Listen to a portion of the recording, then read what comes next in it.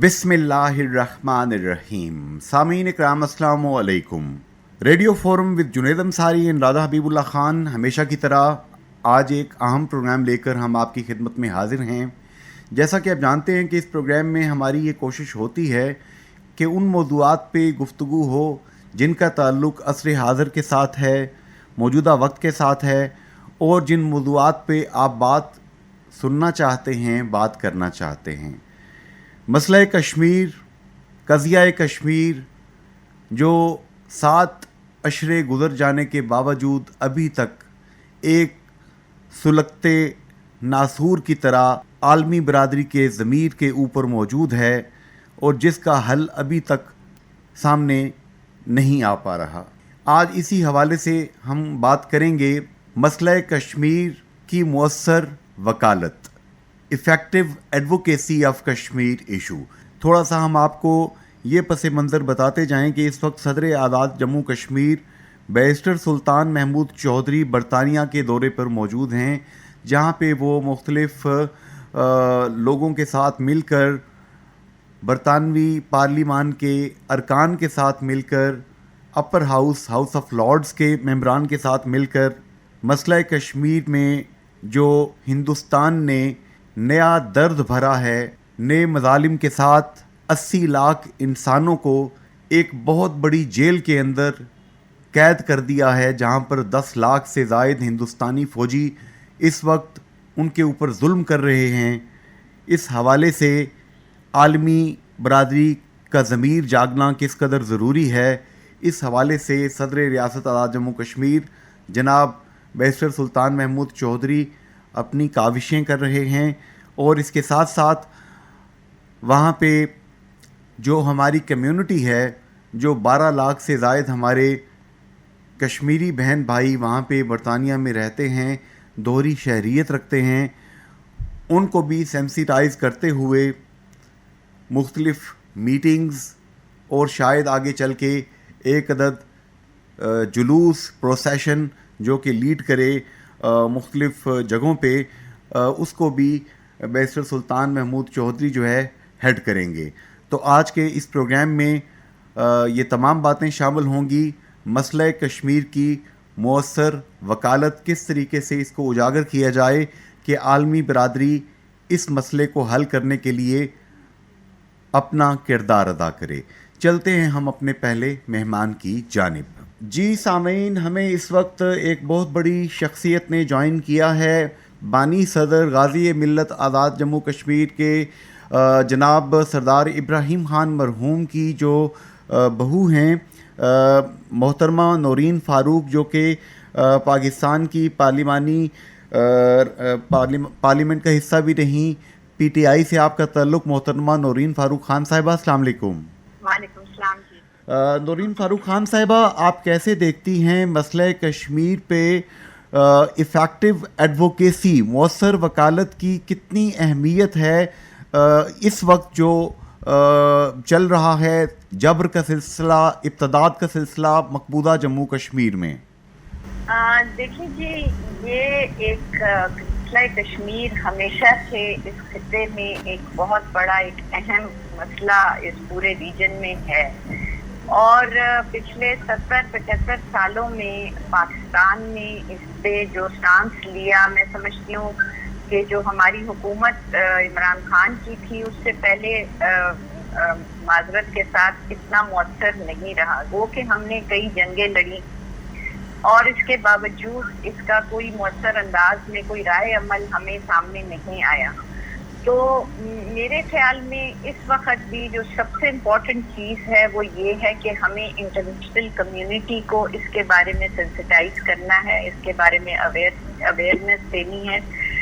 سب سے زیادہ جو ہمارا ڈائسپورا ہے، آئی تھنک یہ ان کے اوپر ایک زیادہ ایک طرح سے ان کا کام ہے کہ وہ جا کر اس پہ مظاہرے کریں اور دنیا کو بتائیں کہ کس طرح یہ وہاں پہ ظلم و ستم جاری ہے، اسپیشلی 5 اگست کے بعد سے جو صورتحال پیش آئی ہے. ابھی آپ دیکھیں جو وہ ہمارا ایک فریڈم فائٹر ہے یاسین ملک صاحب، دیکھیں ان کو غلط ان کے اوپر سینکشنز لگا کے ان کو ڈیتھ سینٹنس ان کو لائف امپریزمنٹ کی سزا سنا دی گئی ہے. تو یہ وہ چیزیں ہیں جو ہمیں ہائی لائٹ کرنی چاہیے. جب میں نے پہلے بھی ہمیشہ یہ بات کی ہے کہ ہم جب ہیومن رائٹس کی بات کرتی ہیں تو یہ کتنی بڑی آج کی دنیا میں ایک ہیومن رائٹ وائلیشن ہو رہی ہے, کتنی بڑی کھلی جیل آپ دیکھیں کہ پوری دنیا میں انہوں نے بنا کے رکھی ہوئی ہے اور اس پہ کوئی پرسان حال نہیں ہے. تو ہمیں یقیناً بہت زیادہ اس کو لیگلی اس کو ٹیکل کرنے کی ضرورت ہے. ہمیں یونائٹڈ نیشن میں اپنے ریزرویشن فائل کرنے ہیں تاکہ ہم اس پہ ایک لیگل گراؤنڈ پہ کھڑے ہو سکیں اور اس کو باقاعدہ لیگلی فائٹ کریں. جی محترمہ نورین فاروق خان صاحبہ, آپ اس چیز کو کیسے دیکھتی ہیں کہ اگر کلبھوشن یادو نام کا ایک بندہ جو کہ دہشت گرد ہے, جو کہ جس کے اوپر تمام چارجز جو ہیں وہ ثابت ہو چکے ہیں کہ اس نے پاکستان میں کتنے لوگوں کے خون کے ساتھ جو ہے یہاں پہ ہاتھ رنگے, کتنے لوگوں کو اس نے موت کے گھاٹ اتارا, شہید کیا, اور اس بندے کا کیس ہندوستان عالمی عدالت انصاف میں لے گیا. تو کیا ہم یاسین ملک صاحب کے اس کیس کو بھی عالمی عدالت کے اندر لے جانا چاہیے؟ اس کے لیے آپ کیا دیکھتی ہیں؟ دیکھیں یہ سارے فورمز ہمارے لیے اوپن ہیں, لیکن بات یہ ہے کہ ہم اس کو کس طریقے سے ٹیکل کرتے ہیں. یہ بہت ضروری ہے اور بہت امپورٹنٹ ہے کہ پاکستان کو اپنا ایک مثبت قسم کا سٹانس لینا ہوگا, کیونکہ اگر یہ چیزیں اسی طرح ہم ان کو نظر انداز کرتے رہے اور اپنے ہی ملک کے اندر چھوٹے موٹے کوئی مظاہرے کرتے رہے تو یہ اس طرح ہائی لائٹ کبھی بھی نہیں ہو سکے گا جس طرح کے ہونا چاہیے. تو اگر اس کو ہم نے لیگل فائٹ کرنی ہے جیسا آپ کو فرما رہے ہیں تو اس کے لیے ہمیں باقاعدہ اس کے لیے ایک رائے عمل بنانا ہوگا اور مثبت ذرائع کے طریقے سے اس کو ہمیں ٹیکل کرنا ہوگا. ورنہ آپ دیکھیں کہ فلسطین کا مسئلہ آج دنیا میں اسی طرح ہے. ابھی پچھلے دنوں پھر وہاں پر کتنا زیادہ ظلم و ستم ہوا, لیکن کوئی آواز, کوئی اس طرح سوشل میڈیا پر تو ہم دیکھتے ہیں, لیکن ایٹ لیسٹ وہ وہاں پر ایک بڑی جو سیلیبریٹیز ہیں ان کو وہ لے کر جاتے ہیں, ان کے بیانات دیتے ہیں. تو ہمیں بھی کشمیر کے لیے یہ چیزیں کرنی ہوں گی, ہمیں ڈاکیومنٹریز بنانی ہوں گی, ہمیں پوری دنیا کو بتانا ہوگا کہ ہم کس طرح ایک ملک میں سے رہ سکتے ہیں, جبکہ آپ کے بھائی وہاں پر دن رات ان کے اوپر قتل و غارت اور شہادت ہو رہی ہے. خواتین کے ساتھ کیا ظلم ہو رہا ہے, جوان بچوں کے ساتھ کیا ظلم ہو رہا ہے, بچیوں کے ساتھ کیا ظلم ہو رہا ہے. تو کیا یہ آج کی دنیا میں کسی کے اندر سینے میں دل نہیں ہے؟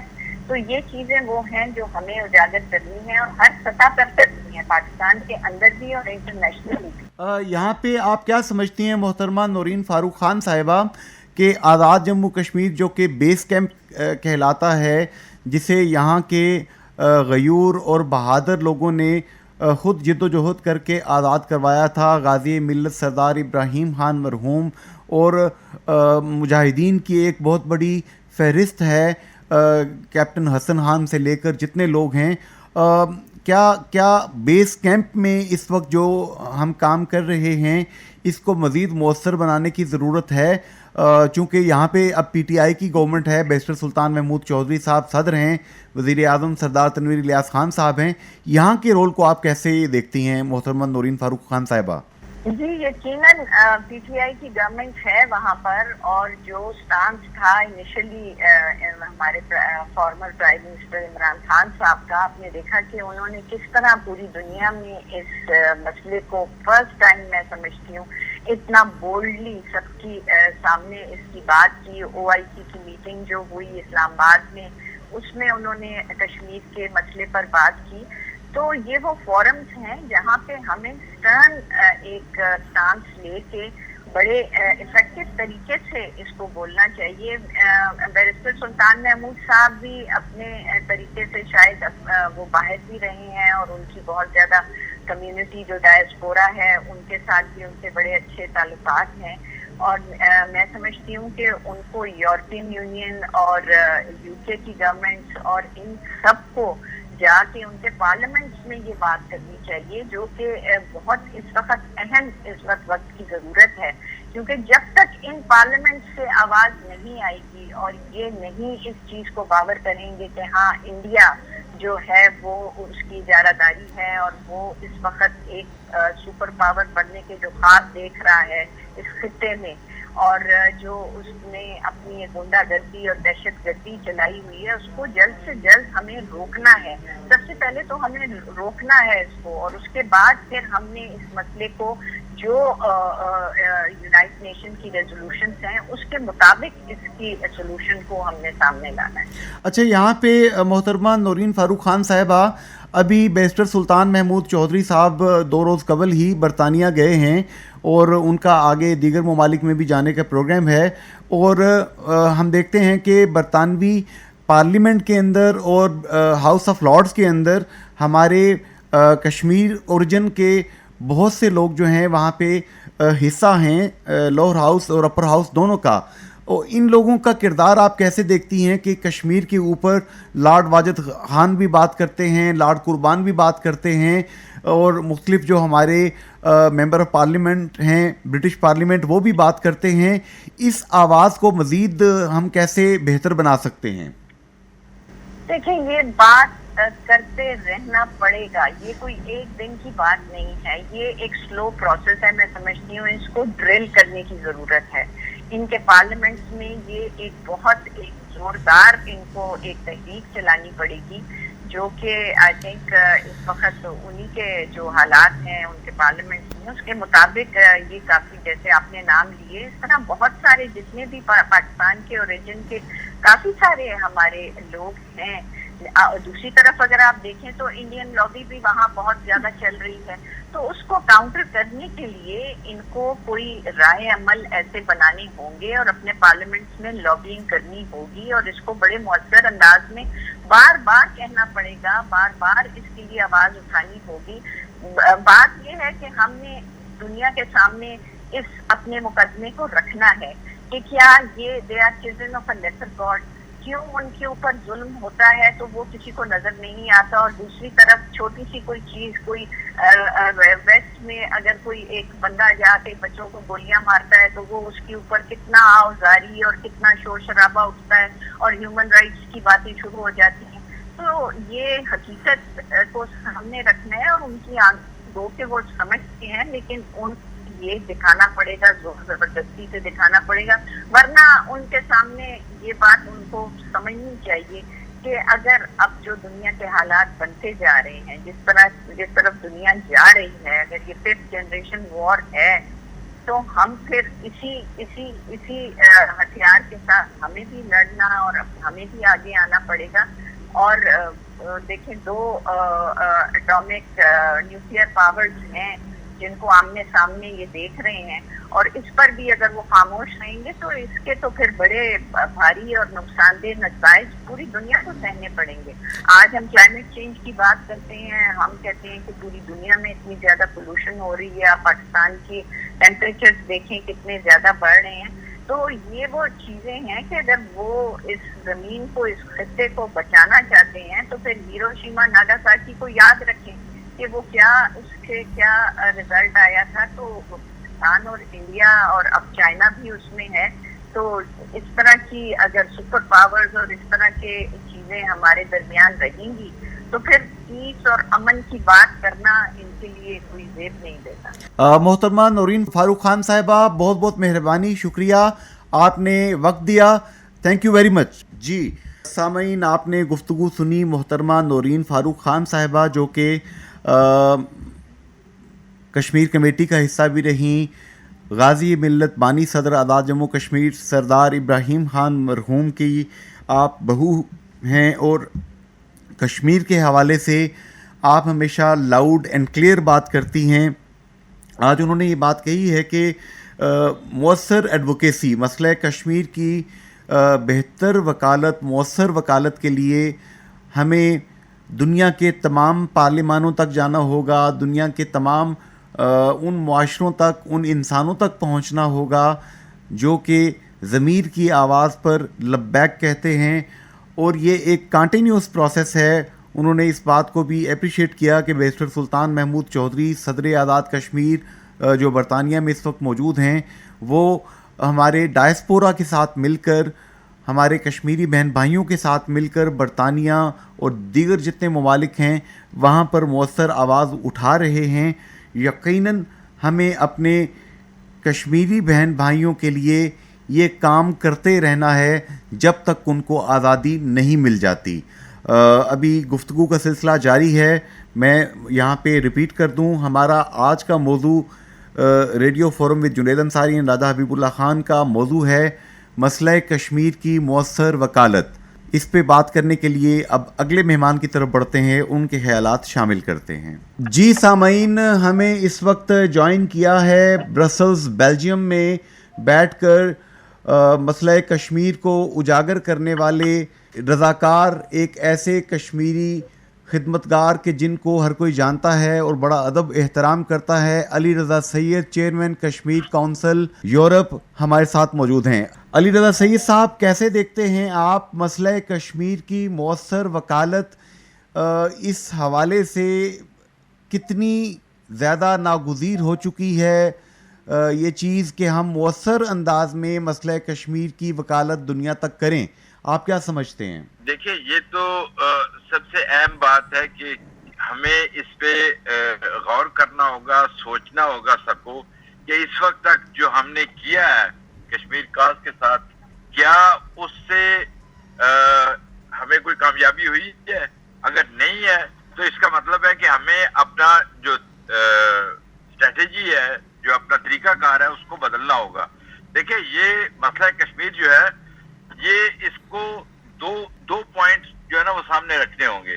جی، ایک یہ ہے کہ آپ نے ڈپلومیٹک فرنٹ پہ کیا کرنا ہے، اور دوسرا آپ نے جو گراؤنڈ پہ جو ظلم ہو رہا ہے اس کو کیسے روکنا ہے، اور اپنے حق خود ارادیت کے لیے جو آپ کو وعدہ کیا گیا تھا اس کو پورا کروانے کے لیے کیا کیا لائے عمل اختیار کرنے ہوں گے. خالی ہم نعرے بازی سے اور بیانات سے ہم اپنے مقاصد حاصل نہیں کر سکتے. تو اس کے لیے یہ اسٹریٹجیز بنانے کے لیے ہمارے پاس ایکسپرٹ موجود ہیں. وہ ایکسپرٹس کو سب کو بیٹھنا چاہیے، بٹھانا چاہیے، اور کشمیری قیادت کا یہ فرض بنتا ہے کہ وہ اپنے ان مظلوم بہن بھائیوں پہ جن پہ ظلم ہو رہا ہے اس کو روکنے کے لیے کیا حکمت عملی، بہتر حکمت عملی ہو سکتی ہے. ابھی تک جو ہے نا ہماری کوئی حکمت عملی اس طرح واضح طور پر سامنے نہیں آئی، اور میں سمجھتا ہوں کہ یہ بدقسمتی ہے ہماری. اب وقت آ گیا ہے کہ ہمیں ایک اسٹریٹجی. دیکھیں، یاسین ملک صاحب کو انہوں نے عمر قید کی سزا دی ہے. یہ نہ آخری ہے اور نہ اس کے بعد یہ رکنے والا ہے. انہوں نے ابھی اور جو قائدین ہیں ہمارے، ان پہ بھی مقدمات بنے ہوئے ہیں، اور اگر ہم نے اس کو صحیح طریقے سے لیگل پوائنٹ آف ویو سے اس کو نہ کیا تو وہ اس پہ عمل کرتے ہوئے مزید جو اس کے مودی کے عزائم ہیں وہ اس پہ کامیاب ہوگا. تو ہمیں اس کی کامیابی کو روکنے کے لیے ہمیں ہر فرنٹ پہ جو ہے نا میں نے کہا تھا کہ گورنمنٹ آف پاکستان کو چاہیے کہ وہ ایک پرماننٹ انوائے مقرر کریں کشمیری، تاکہ وہ جا کے اس پہ دنیا کے سامنے، اور خاص کر جو پاور بروکرز ہیں، جو اکنامک پاورز ہیں، وہاں جا کے وہ اس پہ بات کریں. علی رضا سید صاحب، یہ جو بات آپ نے فرمائی ہے، سابق سفیر پاکستان عبد الباسط صاحب بھی یہ بات کہہ چکے ہیں کتنی مرتبہ. آپ کی بات میں مطلب میں اس کو شامل کروں گا کہ یا تو اسپیشل انوائے مقرر کیا جائے یا نائب وزیر خارجہ مستقلاً فار کشمیر جو ہے یہاں پہ مقرر ہونا چاہیے یہ پوسٹ. آپ کیا سمجھتے ہیں، یہ ڈویبلز میں سے ہے؟ میں سمجھتا ہوں کہ ہر چیز اگر ہماری نیت ہو تو ہر چیز پاسبل ہے. دیکھیں، کشمیریوں کو جو ان کا رائٹ جو ابھی تک دبایا ہوا ہے اس وقت تک بھارت نے، اور بھارت مسلسل ظلم کر رہا ہے، لیکن اس کے باوجود ہماری طرف سے کوئی ایک نیریٹو، کوئی ایک جو اسٹریٹجی ہے وہ کلیئر نظر نہیں آتی. علی رضا سید صاحب، آپ کیا سمجھتے ہیں کہ ابھی ہندوستان کی جو حکمران جماعت ہے بھارتیہ جنتا پارٹی، ان کی ایک ترجمان جو ہے اس نے بلاسفیمس قسم کے ریمارکس دیے جس پر پوری عرب ورلڈ بھی جاگ اٹھی، اور پہلی مرتبہ ہم دیکھ رہے ہیں کہ ہندوستان بیک فٹ پہ آیا ہے. کشمیر کے حوالے سے بھی کیا یہ جو غیرت ہے یہ اگر ان کو صحیح طریقے سے دلائی جائے تو ہندوستان کے خلاف وہ ایک مؤثر ایکشن کر سکتے ہیں؟ میں سمجھتا ہوں کہ یہ بہترین موقع ہے. جو لیگل پوائنٹس ہے اس کے لیے ہمارے پاس ایکسپرٹ موجود ہیں, جس طرح نذیر گیلانی صاحب ہیں اور بہت سارے لوگ ہیں. ہمیں جو لیگل ٹیم ہے ایک تشکیل دینی چاہیے اور اس کو دیکھنا چاہیے, اس میں انٹرنیشنل لائرز ہوں اور ان کو دیکھنا چاہیے کہ یہ جو یاسین ملک والا کیس ہے اسی کو وہ بنیاد بنا کے اور آگے جو ہے نا اس پہ ہمیں کامیابی ہو سکتی ہے اور اس کو روکنا ہوگا. اگر ابھی ہم نے نہیں روکا تو وہ مزید جو ہمارے قائدین ہیں ان کے خلاف بھی اسی طرح کے مقدمات بنا کے وہ ان کو ایلیمینیٹ کرنے کی کوشش کریں گے. میں سمجھتا ہوں کہ یاسین ملک کی جان کو بہت خطرہ ہے اور وہ ان کو جو دوسرے کیسز ہیں ابھی ان پہ فیصلے آنے ہیں تو اس میں کہیں خدا نہ کرے کہ وہ اس سے بڑھ کے سزا دے. تو ہمیں اس سے پہلے کہ وہ وقت گزر جائے, ہاتھ سے گزر جائے, ہمیں اس پہ اقدامات کرنے ہوں گے, انٹرنیشنل لائرز کے ساتھ بات کرنی ہوگی اور اس کو آئی سی جی یا آئی سی سی میں اس کو اٹھانا ہوگا اور اس کے لیے ہمیں ٹیم مقرر کرنی ہوگی اور فوری اقدامات کرنے ہوں گے. یہ نہ ہو کہ وقت گزر جائے. 2019 کے بعد 5 اگست 2019 کے بعد جس طریقے سے مودی سرکار اپنے گناہوں عزائم پہ وہ مسلسل عمل درآمد کر رہے ہیں اور مجھے ڈر ہے کہ اگر ہم نے ان کو آج نہ روکا تو بہت دیر ہو جائے گی. بیلجیم میں برسلز میں ظاہر ہے کہ ہندوستان آپ کو وہاں پر تنگ بھی کرنے کی کوشش کرتا ہے مختلف طریقوں سے. وہاں پہ آپ کی اب مہم کیسی جا رہی ہے؟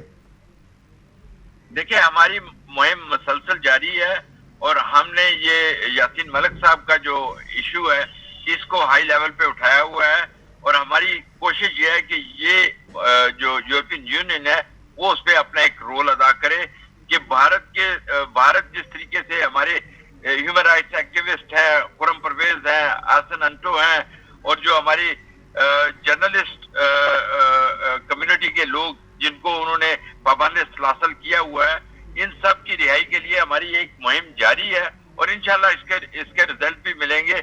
ہم نے دیکھنا یہ ہے کہ ہم نے اپنا کام کرنا ہے, ہم نے اپنی آواز بلند کرنی ہے, حق کی آواز بلند کرنی ہے اور انشاءاللہ تاریخ بتاتی ہے کہ فتح آخر میں حق کی ہوتی ہے. بے شک بے شک. علی رضا سید صاحب آپ کا بہت بہت شکریہ, مہربانی, آپ نے قیمتی وقت دیا, بہت شکریہ. سامعین ابھی آپ گفتگو سن رہے تھے جناب Ali Raza Syed, chairman Kashmir council Brussels. اور آپ ہمیشہ دیکھتے ہیں کہ علی رضا سید صاحب دنیا کے ہر خطے میں جا کر جہاں پر بھی کشمیر پر بات کی جا سکتی ہے آپ وہاں پہنچتے ہیں اور اپنا مؤثر ترین کردار رضاکارانہ طور پر آپ ادا کر رہے ہیں. اللہ تعالیٰ ان کو صحت دے اور سلامتی دے.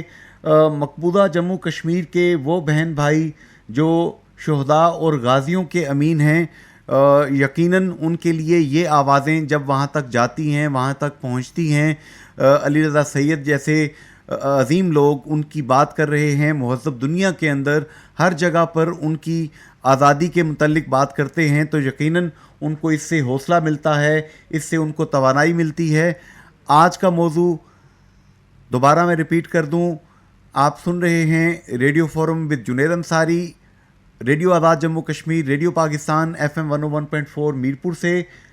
آج کا ٹاپک ہے مسئلہ کشمیر کو اجاگر کرنے کے لیے مؤثر وکالت. نیکسٹ مہمان کی طرف اور ان کا جو ان کے جو خیالات ہیں وہ پروگرام میں شامل کرتے ہیں. جی اس وقت ہمیں برطانیہ کے شہر برنلے سے جوائن کیا ہے تحریک آزادی کشمیر کے لیے رضاکارانہ طور پر خدمات سر انجام دینے والی سماجی و سیاسی شخصیت مبشر لون صاحب. کیسے دیکھتے ہیں آپ مسئلہ کشمیر کی مؤثر وکالت کی کتنی اہمیت ہے اس وقت میں کہ جب پورا کشمیر مقبوضہ جموں کشمیر ہندوستان نے 10 لاکھ فوجیوں کے ساتھ ایک جیل میں تبدیل کر رکھا ہے؟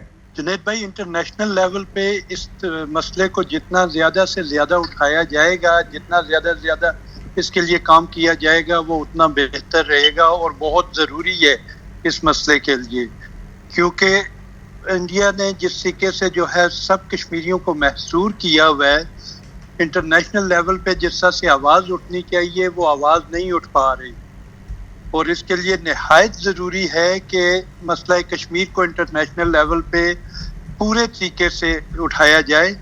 बैरिस्टर सुल्तान साहब भी इस वक्त जो है इंग्लैंड में आए हुए हैं, इंशाल्लाह जल्द उनसे भी मुलाकात होगी और इस मसले को बहुत ज़रूरी है कि इस मसले को इंटरनेशनल लेवल पे उठाया जाए और जो महसूर है हमारे जो मुकीद है हमारे लीडरान यासीन मलिक, शबीर शाह, आसिया इंजाबी, इन सब की रिहाई का भी जो है मुतालबा करना बहुत ज़रूरी है। जनाब मुबशर लोन साहब, आप चूँकि जब मकबूल भट्ट को शहीद किया गया उनकी शहादत के वक्त आप यहीं पे मौजूद थे, आप स्टूडेंट थे उस वक्त और आपने उस वक्त बड़ा एहतजाज भी किया। आप क्या समझते हैं कि इस हवाले से हमारी जो नई नस्ल है जो बरतानिया में, यूरोप में, दीगर ममालिक में आबाद है, उनके अंदर जो शऊर है, आगही है और अपने वतन की आज़ादी का एक जो दर्द और एहसास है, क्या समझते हैं कि वो काफ़ी ज़्यादा काबिल कदर है? बिल्कुल जुनैद भाई, वक्त के साथ साथ जो है यहाँ पे हम लोग जो है सियासी तौर पे इस चीज़ को उजागर करने की कोशिश कर रहे हैं कि जितना ज़्यादा से ज़्यादा अवेयरनेस हो वो बढ़े, और स्पेशली हमारी नौजवान नस्ल अब पहले वाला हिसाब नहीं है कि हम नारों वाले लोग नहीं रहे।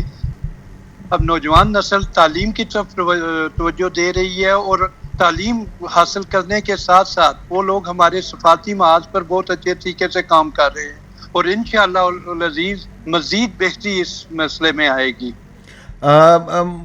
मुबशर लोन साहब, अभी प्रोग्राम में हमारे साथ मोहतरमा नौरीन फ़ारूक ख़ान साहिबा जो कि गाज़ी मिल्लत सरदार इब्राहीम ख़ान मरहूम बानी सदर आज़ाद कश्मीर, उनकी बहू हैं, वो भी शामिल हैं, और Ali Raza Syed chairman Kashmir council Brussels Belgium Europe से, वो भी हमारे साथ इस वक्त मौजूद हैं प्रोग्राम में। आप क्या समझते हैं कि ये जो हमारा जितना भी फ्लोरा है जो कि पूरी दुनिया में फैला हुआ है, हमारे कश्मीरी बहन भाई पूरी दुनिया में आबाद हैं, अमेरिका से लेकर इंग्लैंड से लेकर पूरे यूरोप में, ये कश्मीरी बहन भाई एक अगर मुश्तरका एक कश्मीर के झंडे के तहत इनको इकट्ठा किया जाए, जो सियासी तकसीम दर तकसीम का अमल है इससे इनको बचाया जाए, तो ये एक मौसर आवाज़ बन सकते हैं। बहुत मौसर आवाज़ बन सकते हैं और बहुत अच्छे तरीके से, जिस तरह से अली रज़ा सैयद साहब वो खाली ब्रसल्स में नहीं बल्कि पूरे यूरोप में अपने तरीके से वो बहुत अच्छा काम कर रहे हैं, और उस काम की वजह से इंटरनेशनल लेवल पे जो काम आज़ाद कश्मीर हुकूमत नहीं कर पा रही वो अली रज़ा सैयद साहब और डायस्पोरा, इसमें सारी सियासी तंजीमें, ये तफरीक जो है ये सिर्फ आज़ाद कश्मीर की हद तक है कि लोग आपस में बटे हुए हैं, लेकिन इंटरनेशनल लेवल पे हर बंदा एक ही लेवल पे एक ही झंडे के नीचे जो है काम करता है। यहाँ पे ये तफरीक नहीं है कि ये फलां जमात से है, ये फलां नज़रिए से है। जिस वक्त ज़रूरत पड़ती है सारे एक झंडे के नीचे और एक अच्छे तरीके से जो है ये काम कर रहे हैं, और यही वजह है कि इंटरनेशनल लेवल पे ये मसला आज भी जो है इस मसले को देखा जाता है। अच्छा, एक चीज़ आप बताएंगे कि सजाद हैदर करीम साहब के साथ साथ लॉर्ड वाजिद ख़ान आपके दोस्तों में से हैं, और बहुत से दीगर जो मेंबरान ब्रिटिश पार्लियामेंट हैं या हाउस ऑफ लॉर्ड के जो मेंबर हैं, उनके साथ आपका बड़ा करीबी रब्ता रहता है। आप हमेशा कश्मीर की आज़ादी के हवाले से उनकी तवज्जो जो है वो मबजूल कराते रहते हैं। तो अभी आप क्या समझते हैं कि बैरिस्टर सुल्तान महमूद चौधरी साहब की बरतानिया में मौजूदगी का कोई फ़ायदा होगा? यहाँ पे आवाज़ उठाना बहुत ज़रूरी है, और अगर हुकूमत आज़ाद कश्मीर और स्पेशली हुकूमत पाकिस्तान इस चीज़ को मौसर अंदाज से जैसे ये कहते आए हैं उससा करें, तो हम लोग इनके साथ मिल के, क्योंकि आगे इलेक्शंस आ रही हैं फिर, और उन इलेक्शन से पहले अगर एक लाया अमल अभी से तैयार किया जाए तो उससे जो है आगे बहुत बेहतर तरीके से किया जा सकता है, बहुत बेहतर तरीके से इस मसला कश्मीर को उजागर किया जा सकता है। मुबशर लोन साहब, बहुत बहुत शुक्रिया, बड़ी मेहरबानी, आपने कीमती वक्त दिया। Thank you sir. जी, हमें इस वक्त बरतानिया से ज्वाइन किया है मसला कश्मीर के हवाले से सबसे बड़े, पूरी दुनिया में सबसे बड़े जो टॉप के लीगल एक्सपर्ट्स में इनका शुमार होता है, जिनकी एक तवील कई अशरों पर मुहित जिद्दोजहद है, डॉक्टर सैयद नज़ीर गिलानी साहब, जो कि बानी सदर हैं Jammu Kashmir council for human rights के। डॉक्टर गिलानी साहब, अस्सलाम वालेकुम। वालेकुम अस्सलाम जी। डॉक्टर गिलानी साहब, इस वक्त मोहतरमा नौरीन फारूक खान साहिबा प्रोग्राम में हमारे साथ मौजूद हैं, साबिक मेंबर कश्मीर कमेटी, और इसी तरह अली रज़ा सैयद इस वक्त ब्रसल्स से प्रोग्राम में शामिल हैं, मुबशर लोन बर्नले बरतानिया से शामिल हैं। डॉक्टर गिलानी साहब, आप सबसे बड़े माहिरीन में शुमार होते हैं कश्मीर कज़िये कश्मीर में। इफ़ेक्टिव एडवोकेसी के लिए, मसला कश्मीर की मौसर वकालत के लिए क्या चीज़ ज़रूरी है? देखें जी, मसला कश्मीर की एडवोकेसी कोई हमने नई एडवोकेसी इजाद तो नहीं करनी है। यूनाइटेड नेशंस का एक मैकेनिज्म है और ये मैकेनिज्म एक खास स्टेज तक पहुंचकर रुक गया है। यानी रायशुमारी जो थी, उसकी जो लिस्ट थी वोटर्स की, उसकी तैयारी की हद तक हम पहुंच चुके थे। तो ये सवाल तो मुनासिब है कि एडवोकेसी, हमने तो एडवोकेसी कश्मीर पर तो बहुत अरसा पहले से छोड़ दी है, जिसको कहते हैं जूरिस्प्रूडेंशियल एडवोकेसी। एक तो है कि आप सड़क पर निकले, आप किसी पार्क में गए, आप किसी होटल में गए, तो ये एडवोकेसी में नहीं आता है, ये एंगेजमेंट में आता है। आप आपस में एक दूसरे को एंगेज करते हैं, आप अपनी ओपिनियंस को पूल करते हैं, अपनी दानिश को इकट्ठा करते हैं। लेकिन एडवोकेसी है कि जो आपका केस है, आपने केस किस तरह तैयार किया, हिंदुस्तान ने भी तैयार किया, पाकिस्तान ने भी किया और कश्मीर ने भी किया है। यानी कश्मीरियों ने भी केस अपना तैयार किया। एक 3 एलिमेंट्स है अक़वाम मुत्तहिदा के उस प्रोग्राम में, यानी हिंदुस्तान का मौक़िफ़ है, पाकिस्तान का है और अहले कश्मीर का। हमारा तो हक़ क़ुदरतियत है, इंडिया पाकिस्तान का अपना अपना एक क्लेम है। तो जो यूनाइटेड नेशंस ने हमें प्रोग्राम दिया है, उस प्रोग्राम को ट्रांसलेट करने का जो प्रोसेस है वही एडवोकेसी है। ये हमने आपस में तय करना है कि क्या हम उस प्रोसेस को एडवोकेट या प्रोसिक्यूट कर रहे हैं कि या हम मिसडायरेक्ट हो रहे हैं। आपके बड़े मुदल्लल किस्म के, इंतहाई पुरअसर किस्म के आर्टिकल्स आजकल सोशल मीडिया की नज़र हो रहे हैं, लोग उस पर कमेंट भी कर रहे हैं।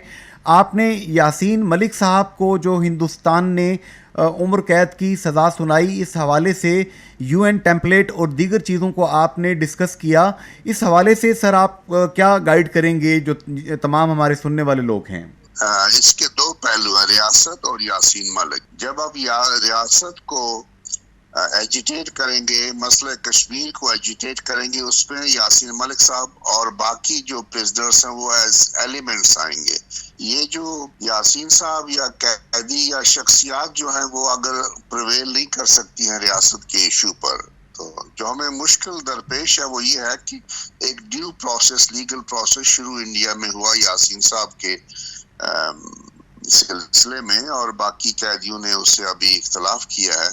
और ये ड्यू प्रोसेस में आता है और हिंदुस्तान के एक जज ने, परवीन सिंह ने 53 पैराग्राफ्स पर अपनी एक जजमेंट दी है और उस पर ये लगता है कि हमने अपना जो हक दिफा था वो अगर इस्तेमाल नहीं किया, लेकिन कोर्ट से एग्री किया कि आप जो करना चाहते हैं आप करें।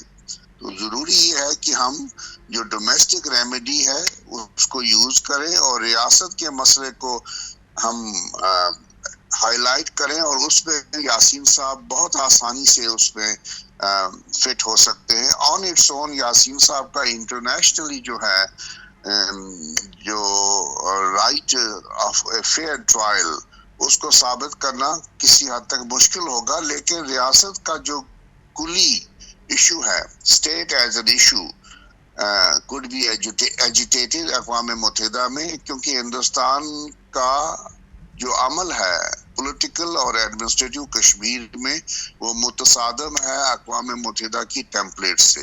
यानी हिंदुस्तान ने वायलेट किए हैं इंटरनेशनल बाइंडिंग्स, इंडिया पाकिस्तान की बाइंडिंग्स, इंडिया और कश्मीर के अवाम की बाइंडिंग्स।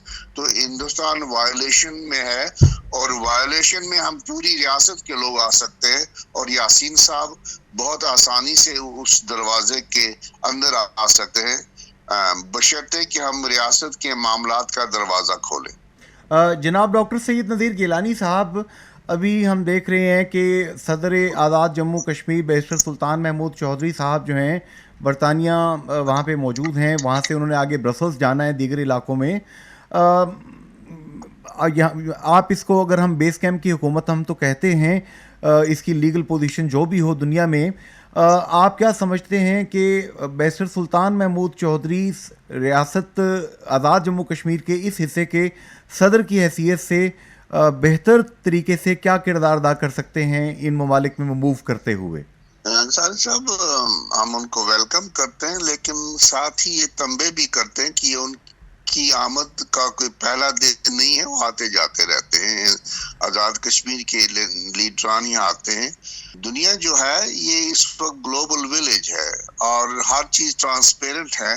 ان کی کوئی آئینی حیثیت انہوں نے اپنی تعین نہیں کی ہے، کوئی قانونی حیثیت. برطانیہ کی پارلیمنٹ میں جو اپنے ارکان آزاد کشمیر کا جن کا تعلق ہے پاکستان سے، ہم جو لوگ ہیں برٹش کشمیری، برٹش پاکستانی، ہم ادب احترام کریں گے، لیکن یہاں کا جو سسٹم ہے، سسٹم ان کو ایک عام شہری کی حیثیت سے ہی تسلیم کرے گا، اور ہماری وساطت سے ہمارے معزز مہمان کی حیثیت سے ان کو لوگ ویلکم کریں گے، لیکن ان کا کوئی افیکٹو رول نہیں ہوگا مسئلہ کشمیر پر.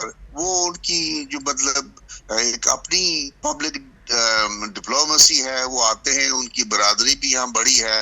اور آپ دیکھیں گے کہ یہ دیکھنا ہوگا کہ ہاؤس آف کامنز میں کون لوگ ہوں گے سامعین، آڈینس ان کا کون ہوگا. کیا وہی پچھلے 30 سالوں کے کشمیری 10 12 20 یا 30 ہوں گے، یا کوئی ایک ایسی آڈینس جس کی ہمیں کل ضرورت ہے. اسی طرح برسلز میں علی رضا سعید صاحب جو ہیں بہت معتبر ایک حوالہ ہے وہاں، لیکن سوال یہ ہے کہ کیا یہ وہی جو جس طرح فاروق حیدر صاحب جاتے تھے یا باقی آزاد کشمیر کے لوگ جاتے ہیں، کیا وہی سلسلہ ہوگا؟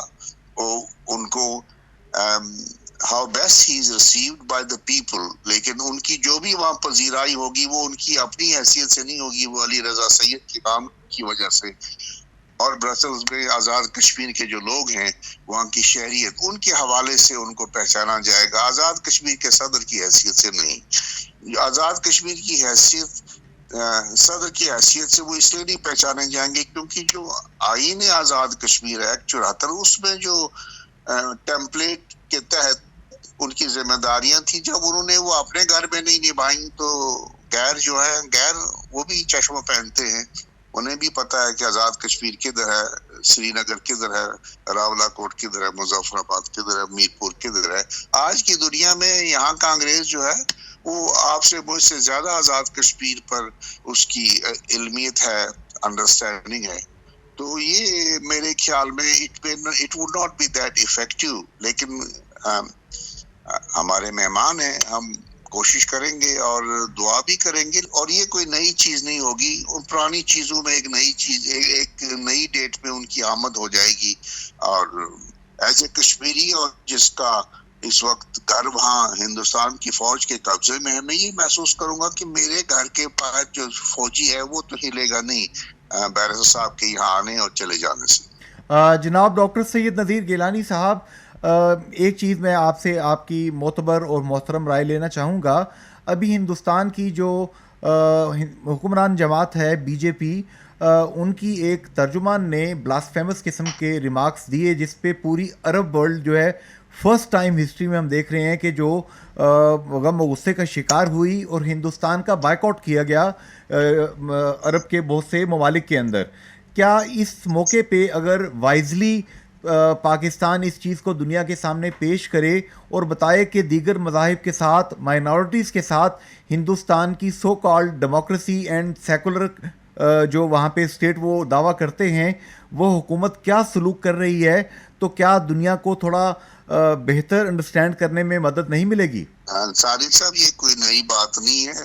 ہندوستان کا آئین جس معتبر شخصیت نے لکھا تھا، بابا صاحب امبیڈکر، تو جب اس نے آئین ہندوستان کا تیار کیا تو وہ چھوٹی ذات کے تھے، دلت سے تھے. تو انہوں نے گاندھی کو کہا کہ میں نے آئین تو لکھا لیکن میں اور میرا قبیلہ اس آئین میں اب بھی دلت ہی رہے گا. تو پھر امبیڈکر 5 لاکھ اپنے قبیلے کے لوگوں کے سمیت بدھ مذہب میں چلے گئے تھے. یعنی یہ حال اس صاحب کا تھا کہ جس نے ہندوستان کا آئین لکھا وہ بھی اپنے آپ کو غیر محفوظ اور کمتر سمجھتا تھا. تو جو ہندوستان میں یہ جو مسلمانوں کے بارے میں کہتے ہیں جی کہ مین پروپوز کرتا ہے آدمی، اللہ جو ہے ڈسپوز کرتا ہے. تو ہندوستان کے جو لوگ ہیں اب یہ میرے خیال میں چند دنوں سے وہ محسوس کرنے لگے کہ ظلم کی انتہا کے بعد